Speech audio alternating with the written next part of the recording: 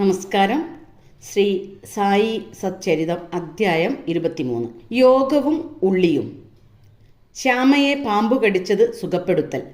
Cholera ordinance ലംഘനം. ഗുരുഭക്തിയുടെ ചടങ്ങ്. മുഖവുര. യഥാർത്ഥത്തിൽ മനുഷ്യാത്മാവ് സത്വരജസ്തമോ ഗുണങ്ങൾക്കതീതമാണെങ്കിലും സ്ഥിതി, ജ്ഞാനം, ആനന്ദമെന്ന അവസ്ഥകൾ മായയാൽ മറന്ന് ഞാനാണ് കർത്താവ്, ഞാനാണ് ഭോക്താവ് എന്ന തെറ്റായ ബോധം വളർന്ന് അത്യധികം കഷ്ടതകൾ അനുഭവിക്കുന്നു. ഗുരുപാദഭക്തി മാത്രമാണ് മോചനമാർഗം. സായി പ്രഭു ഭക്തന്മാരെ ഉദ്ധരിച്ച് അദ്ദേഹവുമായി താതാത്മ്യം വരുത്തുന്നു. നാം സായിബാബയെ ദൈവാവതാരമായി കരുതുന്നു. അദ്ദേഹം താൻ ദൈവത്തിന്റെ സേവകനാണെന്നേ പറയൂ. അവതാരമാണെങ്കിലും അദ്ദേഹം ജനങ്ങളെ അവരവർക്കുള്ള ചുമതലകളിൽ ബോധവാന്മാരാക്കി ഒരാളോടും തനിക്കു വേണ്ടി എന്തെങ്കിലും ചെയ്യാൻ ആവശ്യപ്പെട്ടിട്ടില്ല. സർവചരാചരങ്ങളിലും ദൈവത്തെ കാണുന്ന അദ്ദേഹം വിനയത്തിന്റെ മൂർത്തിമത് ഭാവമായിരുന്നു. ആരെയും അവഗണിക്കുകയോ അപമാനിക്കുകയോ ചെയ്യില്ല. കാരണം അവരിൽ അദ്ദേഹം നാരായണനെ ദർശിച്ചു. എല്ലായ്പ്പോഴും ഭഗവാനെ സ്മരിച്ച് അള്ളാ മാലിക് എന്നു പറയും. നമുക്ക് പല യോഗിമാരെ പറ്റിയും അവരുടെ ഭക്ഷണത്തെ പറ്റിയും ജീവിത രീതിയെ പറ്റിയും മറ്റും ഒന്നും അറിയില്ല. അവർ ദൈവാനുഗ്രഹത്താൽ ലോകത്തിൽ പ്രത്യക്ഷപ്പെട്ട് മാനവരാശിക്ക് ഗുണം ചെയ്യുന്നുവെന്ന് മാത്രം നമുക്കറിയാം. നമുക്ക് പൂർവജന്മാർജിത സുഹൃതമുണ്ടെങ്കിൽ അല്പം ലീലകളും ചെയ്തികളും ശ്രദ്ധിക്കുവാൻ ആഗ്രഹം ജനിക്കുന്നു. ഇല്ലെങ്കിൽ ആഗ്രഹം തോന്നുകയുമില്ല. നമുക്ക് ഈ അധ്യായത്തിലെ കഥകളിലേക്ക് തിരിയുക. യോഗവും ഉള്ളിയും. ഒരിക്കൽ ഒരു യോഗ സാധകൻ നാനാ സാഹേബ് ചന്ദോർക്കറോടൊപ്പം ഷിർദിയിൽ വന്നു. അയാൾ യോഗശാസ്ത്രം മുഴുവനും പതഞ്ജലിയുടെ യോഗസൂത്രവും പഠിച്ചിരുന്നെങ്കിലും പ്രായോഗിക അനുഭവമില്ലായിരുന്നു. കുറച്ചു നേരത്തേക്ക് പോലും മനസ്സുറപ്പിച്ച് സമാധി പ്രാപിക്കാൻ അയാൾക്ക് കഴിഞ്ഞിരുന്നില്ല. അയാൾ സായിബാബയുടെ അനുഗ്രഹം കൊണ്ട് മനസ്സുറപ്പിച്ച് സമാധി ശീലിക്കാൻ കഴിയുമെന്ന് ആഗ്രഹിച്ചു. ആ ഉദ്ദേശത്തോടെ മസ്ജിദിൽ പോയപ്പോൾ സായിബാബ റൊട്ടി ഉള്ളിക്കൂട്ടി തിന്നുന്നതാണ് കണ്ടത്. ഇതു കണ്ട് അയാൾ കരുതി, ഈ പഴയ റൊട്ടി പച്ച ഉള്ളിക്കൂട്ടി തിന്നുന്ന മനുഷ്യൻ എങ്ങനെ ഈ പ്രശ്നം പരിഹരിക്കും? സായിബാബ അത് മനസ്സിലാക്കി നാനാ സാഹേബിനോട്, ഓ നാനാ, ഉള്ളി ദഹിപ്പിക്കാൻ കെൽപ്പുള്ളവനെ തിന്നാൻ പാടുള്ളൂ, മറ്റുള്ളവർ തിന്നരുത് എന്നു പറഞ്ഞു. ഇതു കേട്ട് വിസ്മിതനായി യോഗി ബാബയുടെ കാൽക്കൽ അർപ്പണബുദ്ധിയോടെ നമസ്കരിച്ചു. അയാളുടെ വിഷമങ്ങൾ തുറന്നു സംസാരിച്ച് പരിഹാരമാർഗവും മനസ്സിലാക്കി. അങ്ങനെ സന്തുഷ്ടനായി ബാബയുടെ ഉദിയും അനുഗ്രഹവും വാങ്ങി ഷിർദി വിട്ടു. ശ്യാമയെ പാമ്പു കടിച്ചത് സുഖപ്പെടുത്തി. ജീവൻ തത്തയെ പോലെയാണ്. ഒന്നു ശരീരത്തിലും മറ്റേത് കൂട്ടിലും ബന്ധനസ്ഥമാണ്. ഇരുവരും ബന്ധനാവസ്ഥ നല്ലതായി കരുതുന്നു. ഒരു സഹായിയോ ഗുരുവോ വന്ന് മോചിതരാകുമ്പോഴാണ് സ്വാതന്ത്ര്യത്തിന്റെ സുഖവും ബന്ധനത്തിന്റെ ദുരിതവും അവർ മനസ്സിലാക്കുന്നത്. കഴിഞ്ഞ അധ്യായത്തിൽ മിരിക്കാരുടെ കഷ്ടപ്പാടുകൾ തീർത്തതും മറ്റും വായിച്ചല്ലോ. അതിലും ഗംഭീരമായ ഒരു സംഭവം വിവരിക്കാം. ഒരിക്കൽ ശ്യാമയെ വിഷപ്പാമ്പു കടിച്ചു. കയ്യിന്റെ ചെറുവിരലിലാണ് കടി.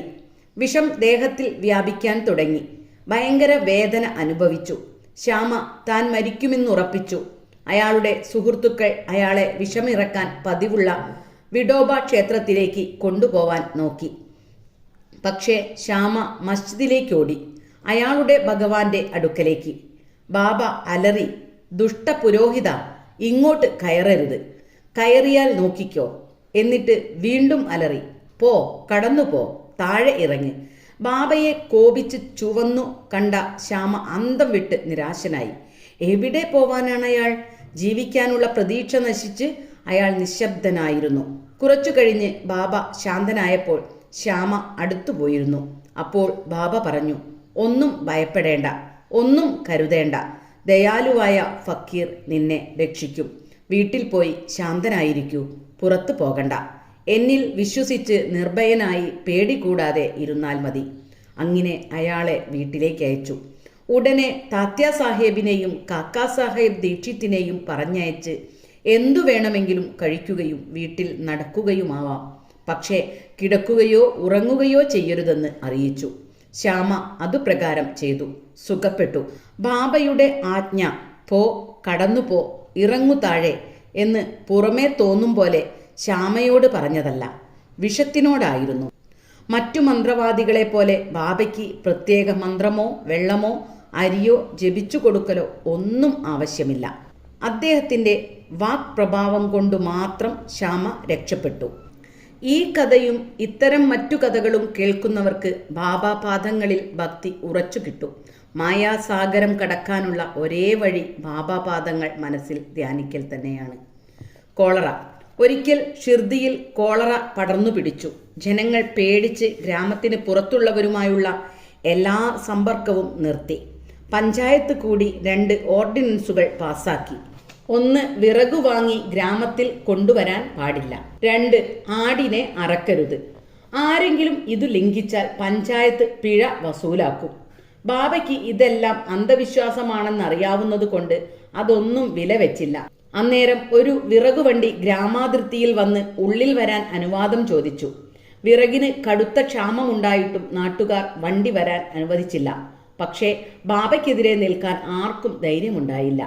ധുനിക്ക് ആവശ്യാർത്ഥം ബാബയ്ക്ക് വിറക് വേണം. അഗ്നിഹോത്രി അഗ്നി കെടാതെ സൂക്ഷിക്കും പോലെ ബാബ ധുനി കെടാതെ സൂക്ഷിച്ചിരുന്നു. മസ്ജിദ് എല്ലാവരും സ്വതന്ത്രമായി വന്നു പോകുന്ന സ്ഥലമാണ്. അതിന് പൂട്ടും താക്കോലുമില്ല. ചില സാധുക്കൾ വിറകെടുത്ത് കൊണ്ടുപോകും. ബാബ അതിനൊന്നും പറയില്ല. എല്ലാവരിലും ഈശ്വരനെ കാണുന്ന ബാബയ്ക്ക് വിരോധമോ നീരസമോ ഇല്ല. നിസ്സംഗനെങ്കിലും മറ്റുള്ളവർക്ക് ആദർശമാവാൻ ഗൃഹസ്ഥനെ പോലെ ബാബ പെരുമാറിയിരുന്നു. ഗുരുഭക്തിയുടെ ചടങ്ങ്. 2ാം കോളറ ഓർഡിനൻസ് ബാബ എങ്ങനെ അഭിമുഖീകരിച്ചു എന്ന് നോക്കാം. അത് നിലവിലിരിക്കെ ഒരാടിനെ മസ്ജിദിൽ കൊണ്ടുവന്നു. അത് വയസ്സായി ക്ഷീണിച്ച് ചാവാറായിരുന്നു. അപ്പോൾ ഫക്കീർ പീർ മുഹമ്മദ് അഥവാ ബാദേ ബാബയും അവിടെയുണ്ടായിരുന്നു. സായിബാബ അദ്ദേഹത്തോട് ആടിനെ ഒരു വെട്ടിന് അറുത്ത് ബലി നൽകാൻ പറഞ്ഞു. ഈ ബാദേ ബാബയെ പറ്റി ബാബയ്ക്ക് വലിയ അഭിപ്രായമായിരുന്നു. അദ്ദേഹം എപ്പോഴും സായിബാബയുടെ വലതുഭാഗത്തിരിക്കും. ചിലിം വലിച്ച് ബാബ അദ്ദേഹത്തിനും മറ്റുള്ളവർക്കും കൊടുക്കും. ഉച്ചഭക്ഷണം വിളമ്പിയാൽ ബാബ ബാദേ ബാബയെ വിളിച്ച് ഇടതുവശത്തിരുത്തി എല്ലാവരും കൂടി ഭക്ഷണം കഴിക്കും. ബാബ ദക്ഷിണ കിട്ടിയതിൽ നിന്ന് എല്ലാ ദിവസവും അദ്ദേഹത്തിന് 50 ക വീതം കൊടുക്കും. അദ്ദേഹം പോവുമ്പോൾ ബാബ 100 അടിയോളം അനുഗമിക്കും. അത്രയും സ്ഥാനം അദ്ദേഹത്തിന് ബാബയുടെ അടുക്കലുണ്ടായിരുന്നു. എന്നിട്ടും ബാബ ആടിനെ ഒറ്റവെട്ടിന് അറുക്കാൻ പറഞ്ഞപ്പോൾ എന്തിനാണിതിനെ വെറുതെ കൊല്ലുന്നത് എന്ന് പറഞ്ഞു വിസമ്മതിച്ചു. അപ്പോൾ ബാബ ശ്യാമയോട് അതിനെ കൊല്ലാൻ പറഞ്ഞു. ശ്യാമ രാധാകൃഷ്ണമായിയുടെ വീട്ടിൽ നിന്ന് കത്തി വാങ്ങി വന്ന് ബാബയുടെ മുന്നിൽ വച്ചു. കത്തി വാങ്ങിയ ഉദ്ദേശ്യം മനസ്സിലായ രാധാകൃഷ്ണമായി അത് തിരികെ ആവശ്യപ്പെട്ടു. അപ്പോൾ ശ്യാമ മറ്റൊരു കത്തിയെടുക്കാൻ പോയി. പക്ഷേ വാടയിൽ കുറച്ച് താമസിച്ചതിനാൽ അല്പം വൈകി. പിന്നെ കാക്കാ സാഹേബ് ദീക്ഷിതിൻ്റെ ഊഴമായി. അയാൾ നല്ല തങ്കം പോലെയുള്ള ആളാണ്. പക്ഷേ പരീക്ഷിക്കണമല്ലോ. അയാളോട് ഒരു കത്തി കൊണ്ടുവന്ന് ആടിനെ വെട്ടാൻ ബാബ പറഞ്ഞു. അയാൾ സദേവാടയിൽ പോയി കത്തിയുമായി വന്നു. ബാബ പറഞ്ഞാൽ കൊല്ലാൻ തയ്യാറായി വന്നു. പരിശുദ്ധ ബ്രാഹ്മണനായി ജനിച്ച അയാൾക്ക് വധം എന്തെന്നറിയില്ല. അക്രമം പ്രവർത്തിക്കാൻ തീരെ വിമുഖനെങ്കിലും ബാബ പറഞ്ഞാൽ കൊല്ലാൻ തന്നെ ഉറച്ചു. ഒരു മുഹമ്മദനായ ബാദേ ബാബ ചെയ്യാത്ത വധം ഒരു ബ്രാഹ്മണൻ ചെയ്യാൻ ഒരുങ്ങിയത് കണ്ട് എല്ലാവരും അതിശയിച്ചു. അയാൾ മുണ്ട് മടക്കി ചുറ്റി കത്തി ഓങ്ങി ബാബയുടെ ആംഗ്യം പ്രതീക്ഷിച്ചു നിന്നു. ബാബ പറഞ്ഞു, എന്താ ആലോചിക്കാൻ? വെട്ടാൻ കൈ താഴ്ന്നപ്പോൾ ബാബ പറഞ്ഞു, നിർത്ത്. നീ ഒരു ബ്രാഹ്മണനായിട്ടും ആടിനെ വെട്ടുകയോ? എന്തു ക്രൂരകൃത്യം! കാക്കാ സാഹേബ് കത്തി താഴെ വെച്ച് ബാബയോട് പറഞ്ഞു, അവിടുത്തെ വാക്കാണ് ഞങ്ങളുടെ നിയമം. മറ്റ് ഓർഡിനൻസ് ഒന്നും ഞങ്ങൾക്കറിയില്ല. ഞങ്ങൾ അവിടുത്തെ എപ്പോഴും സ്മരിച്ച് അവിടുത്തെ രൂപം ധ്യാനിച്ച് രാപ്പകൽ അനുസരിച്ച് കഴിയുന്നവരാണ്. കൊല്ലുന്നത് ശരിയോ തെറ്റോ എന്നറിയില്ല. അതാലോചിക്കേണ്ട കാര്യവും ഞങ്ങൾക്കില്ല. ഗുരുകൽപ്പന ഉടനെ അനുസരിക്കലാണ് ഞങ്ങളുടെ ചുമതലയും ധർമ്മവും.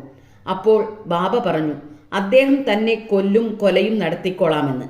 ഒടുവിൽ ആടിനെ ഫക്കീർമാരിയ്ക്കുന്ന താക്കിയക്കെടുത്തു വെച്ച് ശരിപ്പെടുത്താമെന്ന് തീർച്ചയാക്കി. അങ്ങോട്ട് കൊണ്ടുപോകും വഴി ആട് ചത്തുവീണു. ശിഷ്യന്മാർ 3 തരക്കാരാണ്. 1, ഒന്നാമതായി ഏറ്റവും നല്ല ശിഷ്യന്മാർ. 2, രണ്ടാമത് ഇടത്തരക്കാർ. 3, മൂന്നാമത് സാധാരണ തരം. ഒന്നാമത്തെ തരത്തിൽപ്പെട്ടവർ ഗുരുവിന് വേണ്ടത് അറിഞ്ഞ് പറയാതെ തന്നെ പ്രവർത്തിക്കുന്നു. രണ്ടാമത്തെ തരക്കാർ ഗുരുകൽപ്പന അക്ഷരം പ്രതി നിറവേറ്റുന്നവരാകുന്നു. മൂന്നാമത്തെ തരക്കാർ കൽപ്പന നടപ്പാക്കൽ നീട്ടിവെക്കുകയും അതിൽ തെറ്റുവരുത്തുകയും ചെയ്യുന്നവരാകുന്നു. ശിഷ്യൻ സ്ഥിരോത്സാഹവും ഉറച്ച വിശ്വാസവുമുള്ളവനാണെങ്കിൽ ലക്ഷ്യത്തിൽ നിന്ന് വളരെ അകലത്തൊന്നുമല്ല. പ്രാണായാമവും ഹഠയോഗവും ഒന്നും ആവശ്യമില്ല. മുൻപറഞ്ഞ ഗുണങ്ങളുള്ള ശിഷ്യന് സ്വമേധയാൽ ഗുരുക്കന്മാർ പ്രത്യക്ഷപ്പെട്ട് അതാതവസരം മുന്നോട്ടു പോവാനുള്ള ഉപദേശങ്ങൾ കൊടുക്കുന്നു. അടുത്ത അധ്യായത്തിൽ ബാബയുടെ കളിതമാശകളെപ്പറ്റി രസകരമായ കാര്യങ്ങൾ പറയാം. ശ്രീ സായിയെ നമിക്കുവിൻ. ലോകശാന്തി ഭവിക്കട്ടെ.